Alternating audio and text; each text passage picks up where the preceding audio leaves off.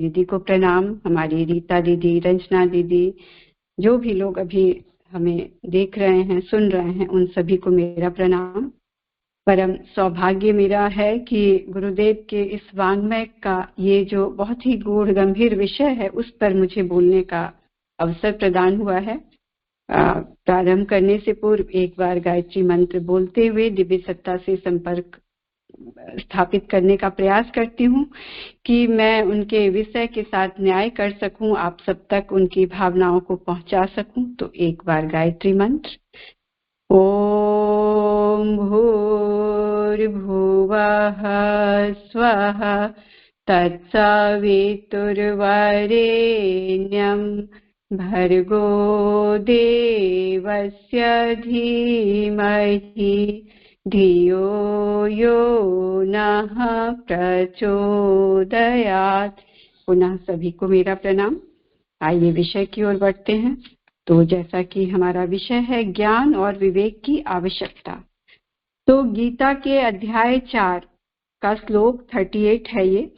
न हि ज्ञानेन सदृशं पवित्रमिह विद्यते तत् स्वयं योग संसिदः कालेन आत्मनि विन्दति। अर्थात इस संसार में ज्ञान के सदृश पवित्र और कुछ भी नहीं है और प्रयत्न में संलग्न व्यक्ति समय के अनुसार उसे सहज ही अपने में पा लेता है। तो आज जिन विषयों पर हम चर्चा करेंगे उसको थोड़ा सा उस पे नजर डालते हैं कि पहले तो ज्ञान और विवेक की आवश्यकता क्यों है, इस पे हम चर्चा करेंगे। और एक और प्रश्न है कि यह ज्ञान, मंगलमय ज्ञान जो है वो प्राप्त कैसे होता है, क्या ये जन्म से ही होता है या जन्म से हमें नहीं है, तो क्या हम उसको प्राप्त कर सकते हैं। दूसरी 3 विभूतियां कौन सी है इस संसार में, उस पर हम चर्चा करेंगे। उसके बाद ज्ञान में शिक्षा और विद्या के अंतर को समझेंगे। अक्षर ज्ञान तो प्रथम आवश्यकता है, उस पर थोड़ा चर्चा करेंगे। उसके बाद गुरुदेव ने हम सबके सामने बहुत से प्रश्न भी डाले हैं कि आज जो शिक्षा का स्तर है वो क्या है, कैसा है, उस पे जो प्रयास हो रहे हैं, सरकार के द्वारा भी प्रयास हो रहे हैं, पर क्या वो पर्याप्त हैं। और दूसरा कि सरकारों के द्वारा जो शिक्षा के स्तर की वजह से जो बेरोजगारी बढ़ रही है, शिक्षित बेरोजगारों की, वो कितनी बड़ी समस्या है, वो भी बहुत चर्चा का विषय है। उसके बाद हम लोग जानेंगे, समझेंगे कि ज्ञान की ऋषि परंपरा हमारे देश में, हमारा देश किस मामले में, क्या है हमारी विशेषता। ज्ञान ही हमारी विशेषता है, यही हमारी धरोहर है। तो उसके ऋषि परंपरा पर हम थोड़ी चर्चा करेंगे। उसके बाद भारतवर्ष की विदुषी महिलाओं के विषय में हम जानेंगे, क्योंकि पुरुषों के साथ कंधे से कंधा मिलाकर महिलाएं भी शुरू से आगे रही हमारे देश में। तो इस परंपरा के विषय में हम सब जानेंगे। उसके बाद हम जानेंगे ज्ञान प्राप्त व्यक्ति के लक्षण कैसे हैं, वो कैसा दिखता है, वो कैसा होता है। तो आइए इन सब विषयों को हम विस्तार से समझेंगे। तो ये हमारा जो गीता का श्लोक है जो कहता है कि ज्ञान ही सबसे महत्वपूर्ण है और ज्ञान ही है जो नर पशु को नर नारायण की स्थिति तक पहुंचाने में समर्थ होता है। और इसको ज्ञान, ये जो 3 विभूतियां हैं उसमें बताया गया कि ज्ञान, बल और धन, ये 3 विभूतियां इस संसार में मानी गई है। और उसी के आधार पर हमारा कैमरा यदि ऑफ हो जाए तो बताइएगा, मुझे थोड़ा सेटिंग। तो उसी के, तो अभी जो हम चर्चा कर रहे थे 3 विभूतियों के विषय में, हमने समझा कि ज्ञान, बल और धन, और इसी के आधार पर हमारे समाज में ब्राह्मण, क्षत्रिय और वैश्य का कार्यक्रम बनाया गया है। और इनमें सबसे ब्राह्मण को ही श्रेष्ठ माना गया है, क्योंकि शारीरिक और आर्थिक उन्नति होने पर भी यदि ज्ञान बल दुर्बल है तो आशाजनक परिणाम नहीं हो सकती है। इसके विपरीत ज्ञानवान व्यक्ति शारीरिक और आर्थिक कठिनाइयों का हल निकाल लेगा और रुकी हुई प्रगति को गतिशील बनाने का मार्ग ढूंढ लेगा। तो हम सब जानते हैं। और ज्ञान को 2 भागों में विभक्त किया गया है, शिक्षा और विद्या। शिक्षा क्या है? शिक्षा आज के समय में, शिक्षा जो हम स्कूली ज्ञान प्राप्त करते हैं, एक छोटा सा बच्चा, वो भी आज नॉलेज के क्षेत्र में बहुत आगे होता है। उसके हाथ में मोबाइल होता है और उसके पास दुनिया भर की इंफॉर्मेशन होती है। तो क्या इसको हम ज्ञान कहेंगे? नहीं। ये जो स्कूल से प्राप्त ज्ञान है, पढ़ना लिखना, लौकिक प्रगति के लिए जो हम ज्ञान जो प्राप्त कर लेते हैं वो शिक्षा कहलाती है। लेकिन ज्ञान का अर्थ है भावनात्मक स्तर को इस प्रकार उपयुक्त बनाना जिससे व्यक्ति तथा समाज की आंतरिक सुख शांति अक्षुण्ण रह सके। तो ज्ञान है हमारा व्यक्ति के भावनात्मक विकास। चलिए, आपको खुद को ही दिख गया, ये अच्छी बात है, ठीक है जी। तो ये हमें दोनों प्रकार का ज्ञान आवश्यक है और दोनों के लिए प्रयत्न साथ साथ होने चाहिए। अब ये कैसे होगा? तो अक्षर ज्ञान तो होना ही चाहिए, वो तो प्राथमिक आवश्यकता है और इसके लिए साक्षरता अभियान भी चला, बहुत सी सरकारों के द्वारा भी प्रयास होते रहे हैं, क्योंकि जब हमारे पास अक्षर ज्ञान होगा तभी हम जो ऋषियों का ज्ञान भी है, जो हमारे पास इतनी पुस्तकालय में पुस्तकें हैं, तो हम उसको पढ़ पाएं। इसके लिए हमें इस शिक्षा की तो आवश्यकता है ही, लेकिन शिक्षा प्राप्त करने के बाद हम उसे बढ़ा सकते हैं, तो उसके लिए हमें प्रयास करना होगा। अब गुरुदेव हमें ये बता रहे हैं कि प्रयत्न यह होना चाहिए कि नव निर्माण की इस पुण्य वेला में शिक्षा प्रसार के लिए व्यापक आंदोलन और अभियान होने चाहिए। ये व्यापक आंदोलन जो है सरकार तो कर रही है, उससे पढ़ने वाले बालकों की संख्या भी बढ़ रही है, लेकिन ये पर्याप्त नहीं है। इसके लिए बहुत युद्ध स्तर पर प्रयास होना चाहिए, क्योंकि जिस तरीके से संसार तेजी से आगे बढ़ रहा है और जो कह रहे हैं कि जनता अज्ञानग्रस्त रहे, अपेक्षित रहे, तो हम सिर्फ सरकारों पर इसको नहीं छोड़ सकते हैं।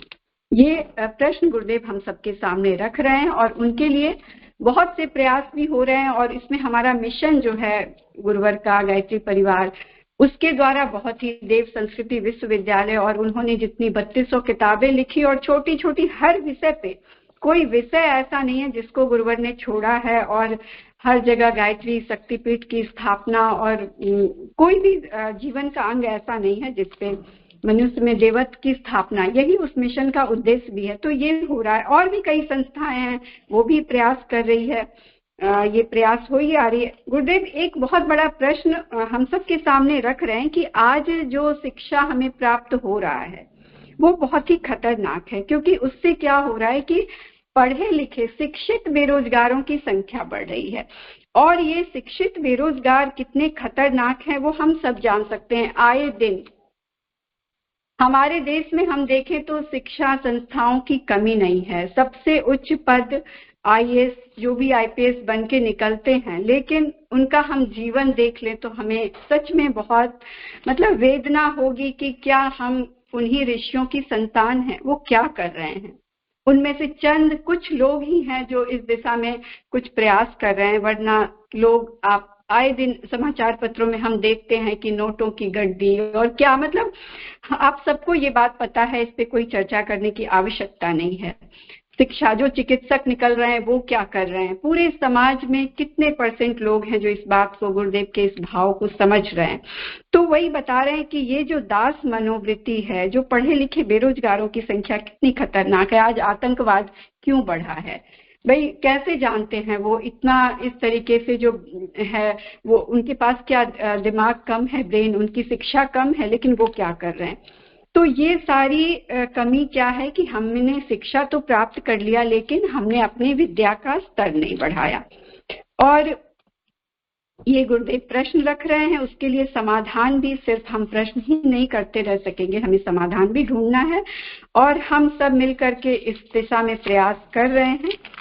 उसके बाद गीता में कहा गया है, गीता में प्रेरणा यह है कि प्रत्येक व्यक्ति ज्ञान की पवित्रता एवं उपयोगिता को समझे और समझकर उन्हें हृदयंगम करने के लिए कटिबद्ध हो।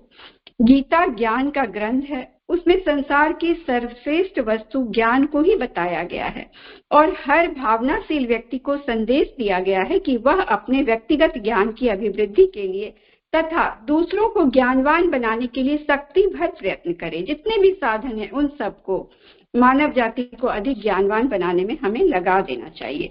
बौद्धिक दृष्टि से पिछड़े और उजड़े लोगों को उपयोगी विचारना एवं प्रेरणा प्राप्त कर सकने की स्थिति में पहुंचाकर अपने को मनुष्य श्रेणी में गिने जाने योग्य बना सके। गुरुदेव हमें ये कह रहे हैं मनुष्य कैसे बनेंगे, ये हमारा धर्म है, प्रत्येक व्यक्ति का धर्म है कि हम प्रत्येक मनुष्य को एक मनुष्य के स्तर तक तो उठा ले जाएं।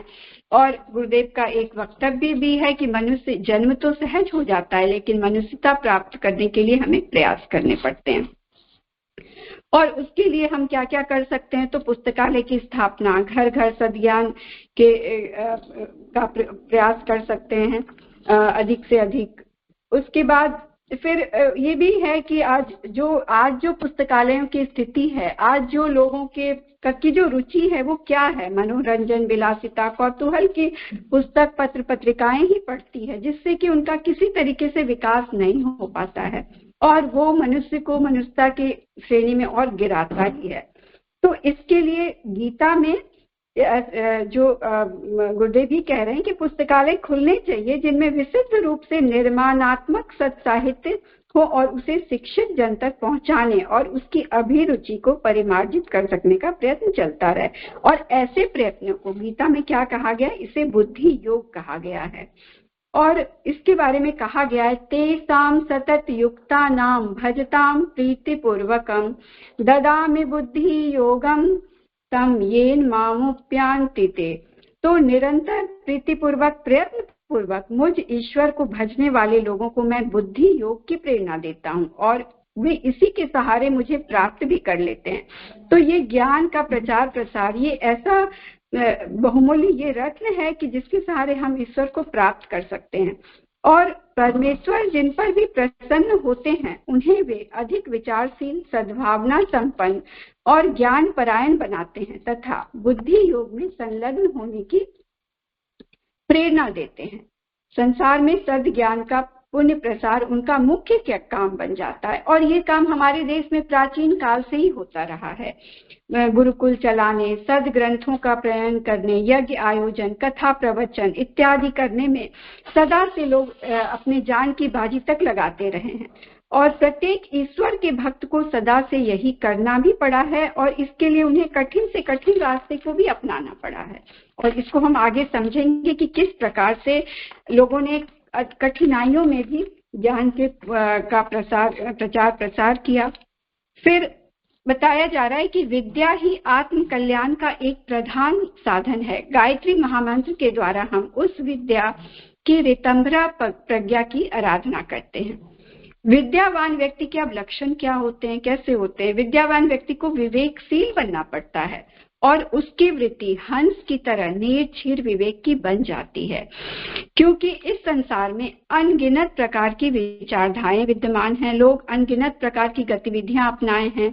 लोग क्या कहते हैं, क्या करेंगे, क्या सोचेंगे, तो इससे जो विवेकशील व्यक्ति है वो प्रभावित नहीं होता है और उसमें विद्या की प्राप्ति के कारण इतना साहस एवं आत्मबल उत्पन्न हो जाता है कि वो सारी दुनिया एक और उसे जो करना है, जो सत्य के मार्ग पर चलना है, तो वो अकेला अविचल चट्टान की तरह वो खड़ा रहता है। और ऐसे व्यक्तियों के बारे में भगवत गीता में कहा गया है। अध्याय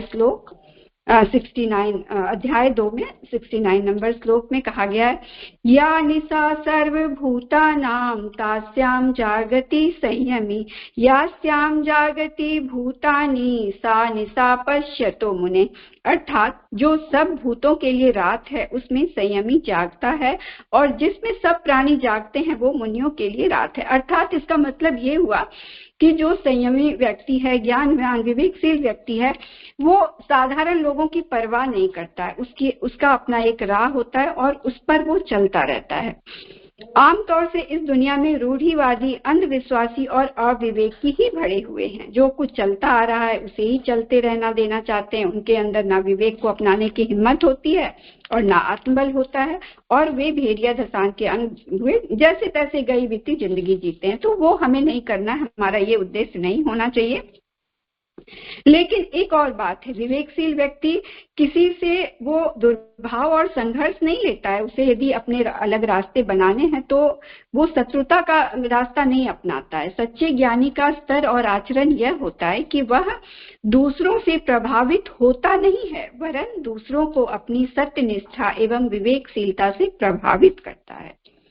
अब हम अपने ज्ञान प्रसार की ऋषि परंपरा पर चर्चा करेंगे। हमारा देश हम सभी जानते हैं कि ऋषियों का देश रहा है और सदा से यहाँ पे ज्ञान की पूजा होती रही है। इसमें हमारे जो ऋषियों की ज्ञान की साधना की परंपरा है, उसमें ज्ञान का अथाह भंडार सुरक्षित है, वह उन्हीं की देन है। उसमें हमारे ऋषि हैं व्यास, वशिष्ठ, भारद्वाज, गौतम, कपिल, जैमिनी, पतंजलि आदि ऋषियों ने न जाने केवल ज्ञान की साधना की और खोज की, वरन सीमित और सादा जीवन बिताकर ज्ञान के प्रसार के लिए अपना पूरा जीवन लगा दिया गया। महर्षि चरक, सुश्रुत, आयुर्वेद के क्षेत्र में उन्होंने बहुत खोज की और समाज को रोग मुक्त एवं स्वस्थ बनाने की दिशा में उन्होंने बहुत काम किए। देव ऋषि नारद के विषय में कहा जाता है कि वे न केवल एक भक्त और ज्ञानी व्यक्ति थे, वरन उनका ज्ञान प्रचार लोगों को सत प्रेरणा देने का काम बहुत महत्वपूर्ण था। वे सदैव भजन कीर्तन गाते हुए लोगों में सद विचार और सद ज्ञान का प्रचार करते रहते थे।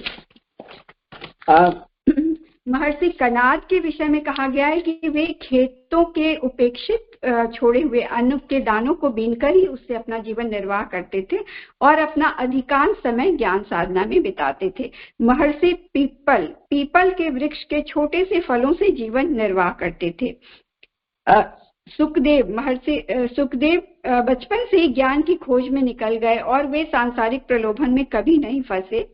उनके बारे में कहा जाता है कि उन्होंने महाराजा परीक्षित को ज्ञान की कथा सुनाई और सुखदेव जी को जो ज्ञान था वो जनक जी से मिला था। महर्षि चाणक्य चंद्रगुप्त मौर्य के मंत्री थे और उनके प्रयत्नों से ही मौर्य साम्राज्य का विस्तार हुआ था। उनके बारे में कहा जाता है कि चंद्रगुप्त ने उनके लिए अच्छे भवन और सुविधा युक्त साधन जुटाए, लेकिन उन्होंने सबको ठुकरा दिया और वे एक कुटिया में ही रहते थे। उनका कौटिल्य अर्थशास्त्र, नीति शास्त्र के रूप में हम सभी जानते हैं कि बहुत बड़ी देन है। प्रत्येक ऋषि आश्रम में एक गुरुकुल रहता था और तपश्चर्या के साथ साथ ज्ञान उपासना को भी वे अपना परम पवित्र और अनिवार्य कर्तव्य मानते थे। उन दिनों देश भर की सारी शिक्षा व्यवस्था ऋषियों और ब्राह्मणों संतों के हाथ में थी। नालंदा और तक्षशिला विश्वविद्यालय हम सभी जानते हैं, वहां से सारे संसार सारे विषय में ज्ञान प्राप्त करने के लिए आया करते थे और इस देश की संस्कृति को समस्त विश्व में फैलाया करते थे। जगत गुरु शंकराचार्य, उन्हें कौन नहीं जानता, उन्होंने भी ज्ञान की साधना की तपस्या की और बचपन में ही वो घर से निकल गए इसी की खोज में। गोस्वामी तुलसीदास जी ने भी जो रामचरितमानस की रचना की, उनका भी जीवन ऐसा ही रहा। उसके बाद संत एकनाथ, संत ज्ञानेश्वर, चैतन्य महाप्रभु, समर्थ गुरु रामदास, न जाने कितने संत और साधु रहे हैं जो परम ज्ञानी, विचारक और विद्वान हुए। संत एकनाथ ने भागवत की अभूतपूर्व टीका की है। ज्ञानेश्वर की ज्ञानेश्वरी गीता और तुकाराम के अभंग प्रसिद्ध हैं। चैतन्य महाप्रभु न्याय धर्म के प्रकांड विद्वान थे। समर्थ गुरु रामदास का दास बोध आज भी महाराष्ट्र में आदर की दृष्टि से देखा जाता है। अब हमने ये देखा है, हमें गुरुदेव ने ये बताया कि हमारे जो ऋषि मुनि थे वो उनके जीवन का लक्ष्य ही था ज्ञान प्राप्ति करना। उसके लिए कितनी भी कठिनाइयां हो उससे वो कभी हिले नहीं। और उसमें कई प्रसंग यहाँ पे है, थोड़ा सा हम चर्चा करेंगे। एक विद्योत्मा और कालिदास की कथा है, वो बड़ा ही रोचक है। वो हमें ये प्रेरणा देती है कि यदि बचपन से कोई ज्ञानी नहीं है लेकिन वो प्रयास के द्वारा कैसे वो प्राप्त कर सकता है। तो उसमें बड़ी सुंदर कथा है कि विद्योत्मा नाम की एक बहुत विद्वान स्त्री थी और उन्होंने घोषणा कर दी थी कि जो उन्हें शस्त्रार्थ में हरा देगा उसी से वो विवाह करेंगी। बहुत से पंडित आए, सबने अपने को आजमाया, लेकिन उन्होंने सबको मना कर दिया। तो पंडितों को बड़ी ईर्ष्या हुई और वो बड़े कुड़ से गए और उन्होंने षड्यंत्र रचा कि विद्योत्मा की शादी किसी मूर्ख से करा दे। और वो मूर्ख को ढूंढने निकले तो उन्हें एक व्यक्ति मिला जो जिस डाल पे बैठा था उसी को काट रहा था। तो उन्होंने समझा कि ये तो सबसे बड़ा मूर्ख है और उसे समझा दिया कि तुम मौन रहना, कुछ बोलना नहीं, तुम्हारा विवाह में हम उनसे करवा देंगे। उसके बाद वो संकेत में जब आए तो विद्योत्मा से ये कहा कि ये पंडित जी मौन व्रत में रहते हैं और ये इशारे में ही बोलेंगे। तब विद्योत्मा ने जब उनसे एक उंगली दिखाई, एक उंगली, तो उनका ये था कि परमात्मा एक है। लेकिन वो जो मूर्ख थे कालिदास, वो सोचे कि ये मेरी एक आंख फोड़ना चाहती है तो मैं इसके 2 आंख फोड़ दूंगा। तो उन्होंने दो उंगली उनको दिखाई। तो पंडितों ने जो इसकी व्याख्या की वो बताया कि ये कह रहे हैं कि आत्मा और परमात्मा 2 है। उसके बाद विद्योत्मा ने 5 इंद्रियों के बारे में पूछना था, तो उन्होंने 5 उंगली दिखा के प्रश्न किया। तो उस मूर्ख को ये लगा कि ये मेरे मतलब गाल पे थप्पड़ मारना चाहती है, तो उन्होंने घूंसा दिखाया। तो पंडितों ने उनकी व्याख्या की कि ये जो गुरुजी हैं, इन्होंने 5 इंद्रियों को मन के द्वारा वश में किया हुआ है। इस प्रकार से संकेतों में तो उस समय उनको झांसा दे दिया और उनका विवाह हो गया। लेकिन जो असलियत है वो तो छिप नहीं सकती है। जब विवाह हुआ, फिर विद्योत्मा को जब पता चला तो बहुत गुस्सा आया। स्वाभाविक सी बात है, गुस्सा आया होगा और उनमें जो कुछ भी आपाधापी भी हुई होगी। तो उन्होंने, जो कथा में आती है कि धक्का दिया, तो उनका ब्रेन का एक पार्ट एक्टिवेट हो गया और उन्हें बुरा भी लगा होगा। फिर उन्होंने ठान ली कि नहीं, मैं तो अब ज्ञान को प्राप्त करके रहूंगा। उसके बाद वो ज्ञान की खोज में निकल गए। और फिर कालिदास को हम सभी लोग जानते हैं कि वो किस स्तर के विद्वान हुए। उन्होंने अभिज्ञान शकुंतलम की रचना की। तो ये हमें बताता है कि इसको प्रयास के द्वारा प्राप्त किया जा सकता है। ऐसे कई उदाहरण है। महावैयाकरण वोपदेव की भी कथा आती है कि वो बड़े मूर्ख थे और लोग उनका मजाक उड़ाया करते थे, लेकिन बहुत दुखी भी थे। तो एक बार कुएं के पास बैठे थे और रस्सी को आते जाते देख के उन्हें ये प्रेरणा मिली कि ये जो इतना कठोर पत्थर है, वो जब रस्सी के आने जाने से घिस सकता है तो मेरी बुद्धि भी तेज क्यों नहीं हो सकती। और उन्होंने प्रयास किया और उसमें सफल रहे। तो ये सब कहानी है, हमें ये बताती है कि कोई व्यक्ति इसे प्रयास के द्वारा प्राप्त कर सकता है। उसके बाद ये भी हमारे इसमें है कि हम कहाँ से प्राप्त कर सकते हैं ज्ञान प्राप्त करने के लिए क्या हमें कौन से गुरु चाहिए। तो वो भी बड़े अच्छे से इसमें बताया गया है कि हम कहीं से भी प्राप्त कर सकते हैं। कोई हमारा गुरु हो सकता है, उसकी कोई सीमा नहीं है। एक बच्चा भी हो सकता है। प्रकृति में इतनी सारी चीजें हैं, उन सब से हम प्राप्त कर सकते हैं। और एक बंबई के हाई कोर्ट के जज थे गोविंद रानाडे, तो उनको बांग्ला भाषा सीखनी थी। तो उन्होंने क्या किया कि एक बंगाली जो नाई है उसको बुलाते थे और उससे बंगाली में संवाद करते थे। लोग कहते थे कि अरे, और उनसे सीखते रहते थे। तो लोगों ने कहा कि अरे आप इससे सीखते हैं। तो फिर उन्होंने कहा कि अरे दत्तात्रेय ने तो पशु पक्षियों को गुरु बनाया, तो मैं क्या नाइक को गुरु नहीं बना सकता हूँ। ये सब बातें हमें ये बता सकती है कि हम अपने आसपास यदि ज्ञान की खोज में हैं, हमारी ज्ञान पिपासा है, इच्छा है, तो हम कहीं से भी इसे प्राप्त कर सकते हैं। और इसके लिए हमारे देश में हमेशा से लोग एक से एक उदाहरण है, कितने को बता सकती हूँ, समय की भी सीमा है। तो इसके लिए हुआ लोगों ने बहुत त्याग किए, उसके लिए प्रयास किए। उसमें गोखले जी का नाम है। मदन मोहन मालवीय जी ने बनारस हिंदू विश्वविद्यालय की स्थापना की। महात्मा हंसराज जो थे, उन्होंने डीएवी कॉलेज की स्थापना की। महेंद्र प्रताप, उन्होंने प्रेम महाविद्यालय की स्थापना की। श्रद्धानंद ने गुरुकुल कांगरी जैसे विश्वविद्यालय की स्थापना की। रविंद्रनाथ टैगोर, इन्होंने शांति निकेतन की स्थापना की। तो सदा से इसके लिए पुण्य प्रयास होते रहे हैं।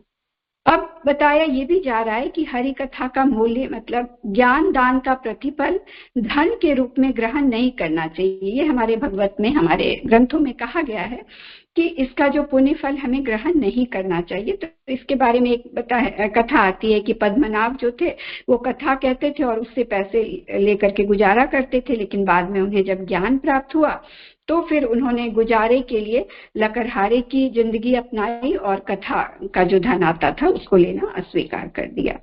अब उसके बाद ज्ञान साधना और उसके साधक बहुत हुए हैं। हमारे भगवान बुद्ध हुए हैं।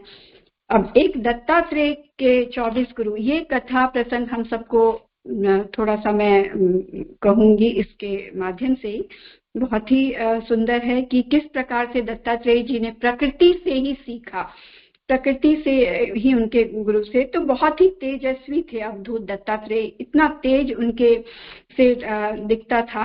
कि राजा यदु ने उनको कहा कि आपके से इतना तेज टपकता है, जिसका क्षमा करें तो एक जिज्ञासा उपस्थित करूं। तो उन्होंने कहा, राजन कहो क्या कहना है। यदु ने पूछा कि आपकी शरीर, वाणी और भावनाओं से प्रचंड तेज टपक रहा है। इस सिद्ध अवस्था को पहुंचाने वाला ज्ञान आपको जिन सदगुरुओं के द्वारा मिला है, उनका परिचय मुझे देने का अनुग्रह करें।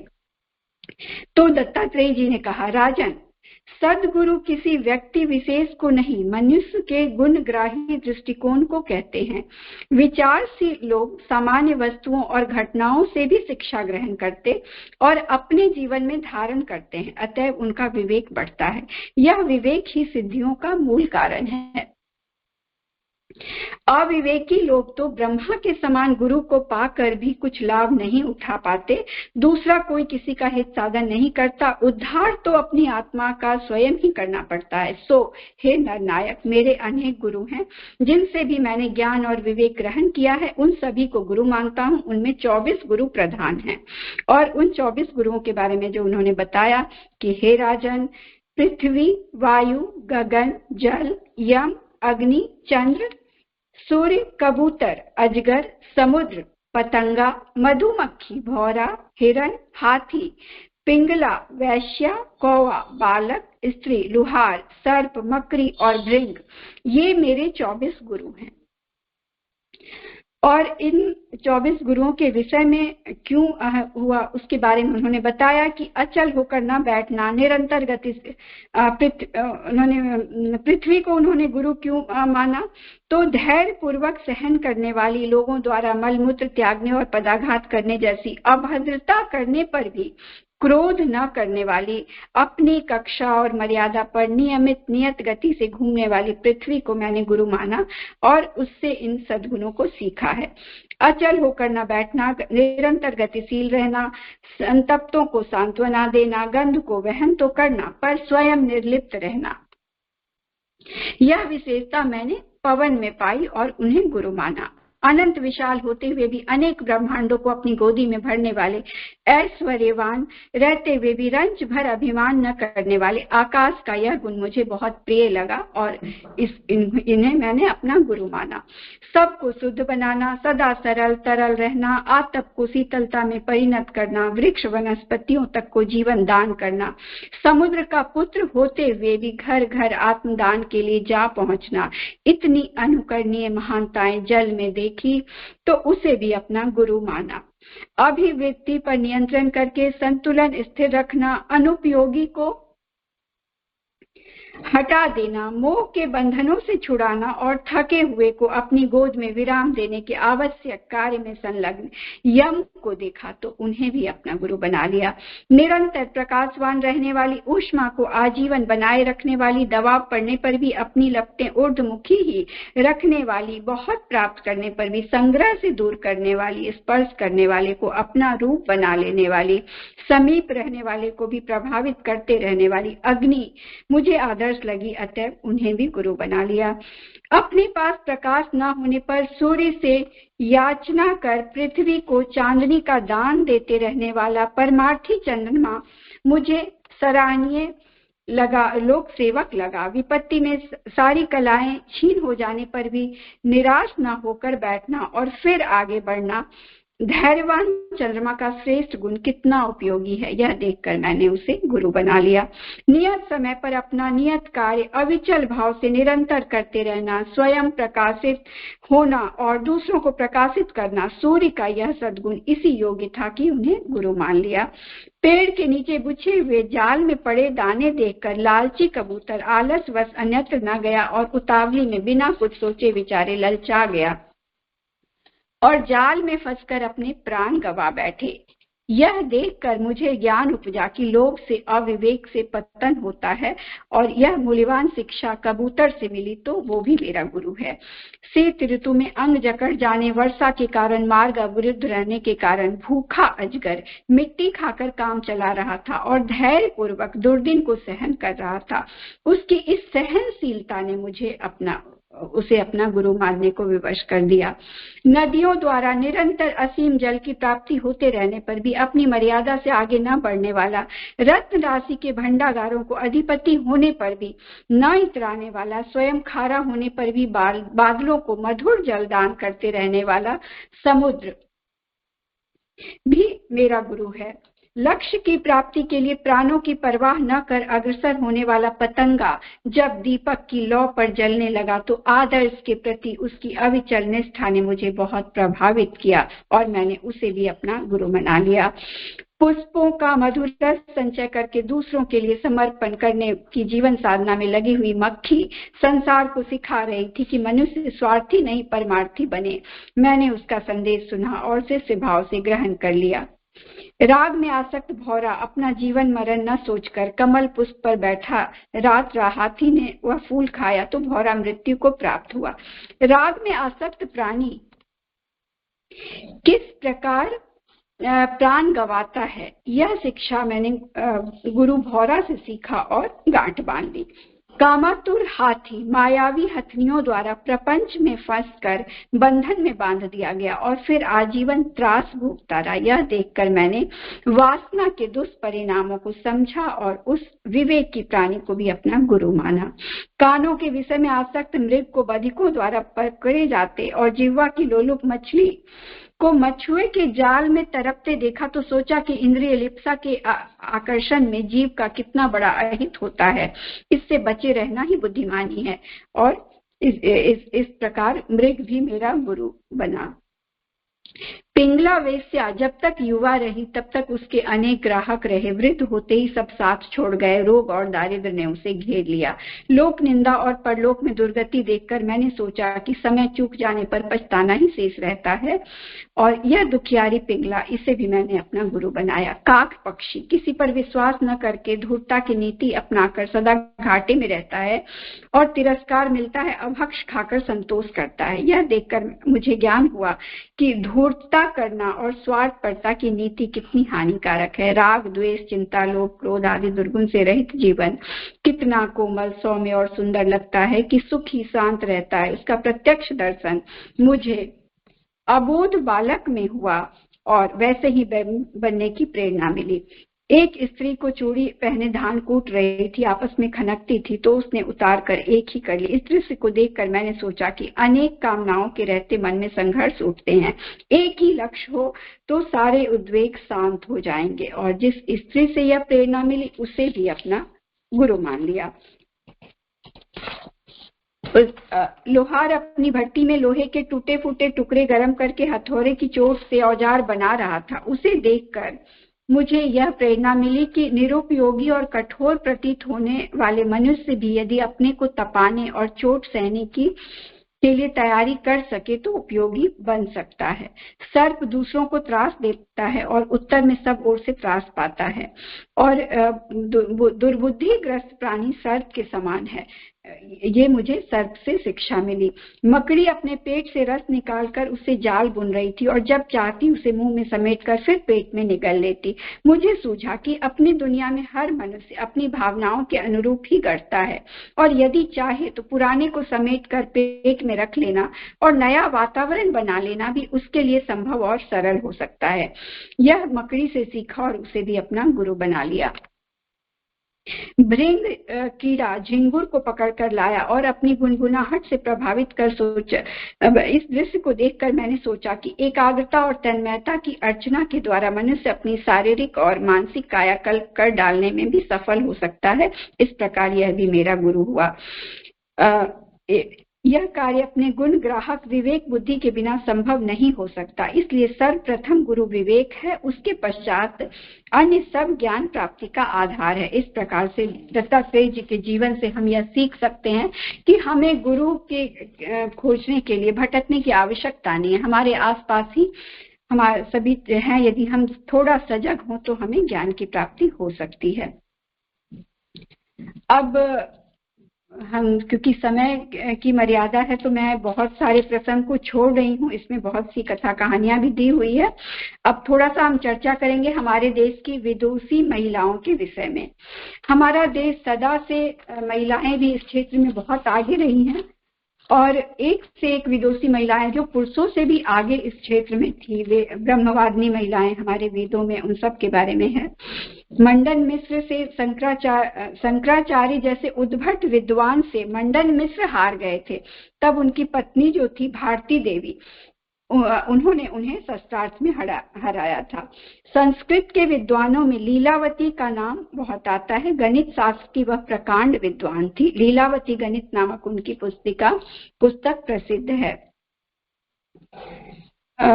उसके बाद ऋग्वेद के 10 से लेके 84 तक के संपूर्ण मंत्रों की ऋषिका सूर्या सावित्री है। ऋषि का अर्थ निरुक्ति में इस प्रकार किया गया है: अनेक मंत्रों की दृष्टा और उनके रहस्यों को समझकर प्रचार करने वाला ऋषि होता है, और ऐसी ऋषिकाएं अनगिनत हमारे देश में हुई हैं। इन सब के विषय में ऋग्वेद की ऋषिकाओं की सूची जो दिया गया है ब्रह्म देवता के 24 अध्याय में लिखा हुआ है। घोषा गाधा विश्ववारा अपोलो निश्चिंतः ब्रह्मा जाया जहुर्नाम अगस्तस्य स्वसादिति इंद्राणी चेन्द्र माता च शर्मा रोम उर्वशी लोपामुद्रा च नद्यश्च यमी नारी च सास्वती श्रीलक्ष्मी सर्प्राग्री वाक् श्रद्धा मेघा दक्षिणा रात्रि सूर्या च सावित्री ब्रह्मवादिनी इरितार्थात घोषा गोधा विश्ववारा अपाला उपनिषद जुहू अदिति इंद्राणी शर्मा रोमशा उर्वशी लोपा मुद्रा यमी शाश्वती सूर्या सावित्री आदि ब्रह्मवादिनी स्त्रियों के वर्णन है। ये सभी स्त्रियां यज्ञ विद्या और ब्रह्म विद्या में पारंगत थी। कई नारियां तो इस संबंध में अपने पिता तथा पति से भी आगे थी। तैत्तिरीय ब्राह्मण में सोम द्वारा सीता सावित्री ऋषिका को 3 वेद देने का वर्णन आता है। इस सतपथ ब्राह्मण में याज्ञवल्क्य की धर्म पत्नी मैत्रेयी को ब्रह्मवादिनी कहा गया है। जिस प्रकार पुरुष ब्रह्मचारी रहकर तप स्वाध्याय योग द्वारा ब्रह्म विद्या को प्राप्त करते थे, वैसे ही कितनी स्त्रियां ब्रह्मचारिणी रहकर आत्मनिर्वाण और परमार्थ का कार्य करती थी।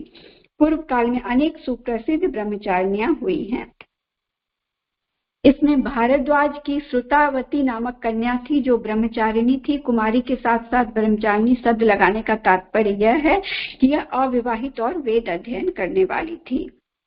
महात्मा सांडिल्य की पुत्री श्रीमती थी जिन्होंने सभी व्रतों को धारण किया था। वो अत्यंत कठिन तप करके ब्राह्मणों द्वारा पूजित हुई थी। शिवा नाम की ब्रह्मानी वेदों में पारंगत थी। उन्होंने सब वेदों को पढ़कर मोक्ष प्राप्त किया था। महाभारत शांति पर्व अध्याय 320 में सुलभा नामक ब्रह्मवादिनी सन्यासिनी का वर्णन है जिनने राजा जनक के साथ शस्त्रार्थ किया था।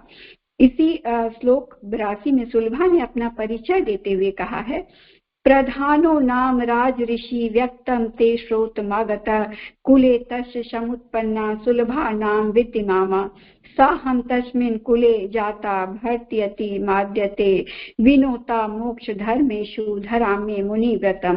किस प्रकार से उन्होंने अपना परिचय दिया, ये कितना सुंदर है। मैं सुप्रसिद्ध क्षत्रिय कुल में उत्पन्न सुलभा हूँ। अपने अनुरूप पति न मिलने से मैंने गुरुओं से शास्त्रों की शिक्षा प्राप्त करके संन्यास ग्रहण किया है। तो आज की समस्या पर भी हम ये सब कर सकते हैं कि आज हमारे समाज में एक विवाह की जो प्रथा है कि सबको विवाह करना ही है, योग्य वर मिले या नहीं मिले। तो हमारे आदिकाल में भी कितनी स्त्रियां ऐसी हुई हैं जिन्हें यदि योग्य वर नहीं मिले तो उन्होंने अविवाहित रहने का निर्णय लिया और ज्ञान के क्षेत्र में आगे बढ़ी। पांडव की पत्नी द्रौपदी की विद्वता का वर्णन करते हुए आचार्य आनंद तीर्थ जी कहते हैं कि वेदाश्चुत्यम स्त्रीभिः कृष्णाधिभिराखिला, अर्थात उत्तम स्त्रियों को कृष्णा की तरह वेद पढ़ने चाहिए। स्वधा को 2 पुत्रियां हुई जिनके नाम वपुना और धारिणी थे। वे दोनों ही ज्ञान और विज्ञान में पूर्ण पारंगत थी। विष्णु पुराण में मार्कंडेय पुराण में इस प्रकार की ब्रह्मवादिनी महिलाओं का वर्णन है जिन्हें चारों वेद कंठस्थ थे और उन्हें वेदवती कहा जाता था। इस प्रकार की नैस्तिक ब्रह्मचारिणी ब्रह्मवादिनी नारियां अनगिनत थी। इनके अतिरिक्त गृहस्थ आश्रम में प्रवेश करने वाली कन्याएं दीर्घ काल तक ब्रह्मचारिणी रहकर वेद शास्त्रों का ज्ञान प्राप्त करने के उपरांत विवाह करती थी, तभी उनकी संतान संसार में उज्जवल नक्षत्रों की तरह यशस्वी, पुरुषार्थी और कीर्तिमान होते थे। और इसमें गार्गी मैत्रेय की तरह विदुषी होती थी। इसमें सरोजिनी नायडू तो हमारे उन स्त्री रत्नों में माना गया जो न केवल देशभक्त थी अपितु विद्वान, कवि और प्रतिभाशाली वक्ता भी थी। उन्होंने अंग्रेजी के माध्यम से यम से प्रेरणाप्रद राष्ट्रीय भावनाओं से ओतप्रोत साहित्य का सृजन किया। मदालसा के बारे में विषय में बहुत ही प्रेरणाप्रद उनकी कहानी है कि मदालसा को यह विद्वता प्राप्त था कि वो जैसे चाहे वैसे बच्चे को गर्भ में ही गढ़ सकती थी, और वे पालना झुलाते हुए, दूध पिलाते हुए, सुलाते हुए ऐसे बच्चों को प्रेरणा देती थी। और हमारा जो मिशन का आओ गढ़े संस्कारवान पीढ़ी की जो योजना है कि गर्भ में ही किस प्रकार से हम शिशु को शिक्षा दे सकते हैं, ज्ञानी बना सकते हैं, उसमें ये कथा बहुत ही प्रेरणाप्रद है। तो इस प्रकार से हम सब ने जाना कि किस प्रकार से हमारे देश में सदा से ज्ञान को पूजा जाता रहा है। अब ज्ञानी व्यक्ति के क्या लक्षण होते हैं? क्या ज्ञानी व्यक्ति बहुत बस अपने ज्ञान का प्रचार करता रहे? तो नहीं, विद्या से विनय आता है। और उसके बारे में एक कथा यहाँ बताई गई है कि श्वेतकेतु ने जब चारों वेदों का अध्ययन कर लिया तो उसे अपने विद्या का अहंकार हो गया, और वो जब घर लौटा तो अहंकार वश अपने पिता को प्रणाम तक नहीं किया। इस पर महर्षि आरु ने पूछा कि ऋषिवर, ऐसी तुमने कौन सी पुस्तक पढ़ ली है जिससे इतना अहंकार प्राप्त हो गया है? विद्या का स्वरूप तो विनय है, जब विनय नहीं सीखा तो विद्या कैसी? तब श्वेतकेतु को अपना भूल का उन्हें एहसास हुआ और फिर उन्होंने अपनी भूल को स्वीकार किया। तो ये बताया जाता है कि जो विद्वान होते हैं वो विनम्र होते हैं, निरअहंकार होते हैं। और इसके बारे में बहुत सी कथाएं हैं। गांधी जी का जीवन है। स्वामी राम तीर्थ जी जब गांव थे तो उन्होंने भी कहा कि स्कूल के, उन्होंने कहा कि ये बेटा, यहाँ तो खेतों में भी स्कूल है, कहीं से भी तुम ज्ञान ले सकते हो, आचरण द्वारा शिक्षा। ये गांधी जी ने कस्तूरबा को ये शिक्षा दी। उसके बाद गर्भ में शिक्षा के कई सारे उदाहरण हैं। जो अभिमन्यु किस प्रकार से गर्भ में ही चक्रव्यूह भेदन की कला सीख गया था, ये हम सभी को पता है। उसके बाद बच्चे का शिक्षा काल कब होना चाहिए, तो इसके विषय में भी ये बताया गया है कि बच्चे का शिक्षा काल जो होता है वो 5 वर्ष तक की आयु उसके लिए बहुत महत्वपूर्ण होती है। गर्भ की जो अवस्था होती है 9 महीने गर्भ में माँ के, उसके बाद से लेके 5 वर्ष तक का ये समय बहुत बहुमूल्य है। और फिर हम छोटों से भी सीख सकते हैं। और उसके बाद अब जो ज्ञानी होते हैं वो तो हम सभी जानते हैं, हम सभी को बताया गया कि वो निरअहंकारी होते हैं। इसके विषय में हमारे शास्त्रों में जो लिखा गया है, विद्या ददाति विनयम, विनया ददाति पात्रताम, पात्रत्वा धनमाप्नोति, धनार्थ तथा सुखम। अर्थात विद्या विनय को देने वाली है, विनय से मनुष्य योग्यता को प्राप्त करता है, योग्य होने से मनुष्य धन प्राप्त करता है, धन से धर्म करता है और फिर सुख प्राप्त करता है। विद्या सस्यते लोके पूज्यते चौतमे सदा, विद्याहीनो नर प्राग सभायाम नैव शोभते। अर्थात विद्या रहित मनुष्य विद्वानों की सभा में कभी शोभा नहीं देता। सदैव विद्या प्राप्त करने का प्रयत्न करते रहना चाहिए। चतुर्भागो शास्त्रेषु भागो स्वयत्, अर्ध सज्जन संपर्का विद्या विनश्यति, चतुर्भागस्तु शास्त्रे चतुर्भाग स्वयत्न। अर्थात आधी अविद्या सज्जनों के संपर्क से मिट जाती है, उसका 1/4 भाग शास्त्रों के अध्ययन से और शेष 1/4 भाग स्वयं प्रयत्न करने से नष्ट हो जाता है। ज्ञान युक्ति प्लावेन संसार विधम सदुत्तरम, महाधिय समुत्तीर्णा निमेषे रद्युतः।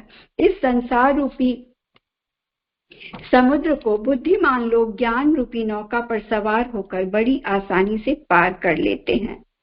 और फिर कहा गया है, ततो वच्मि महाबाहो यथा ज्ञाने तरागति, नास्ति संसार तरने पास बंधस्य चेतसा। बंधन में पड़े हुए मन को मुक्त करने और संसार सागर से तरने के लिए ज्ञान के अतिरिक्त अन्य कोई उपाय नहीं है। और अंत में विभिन्न प्रकार की कठिन विपत्तियों में भी समुद्र को ज्ञान द्वारा ही तरा जा सकता है।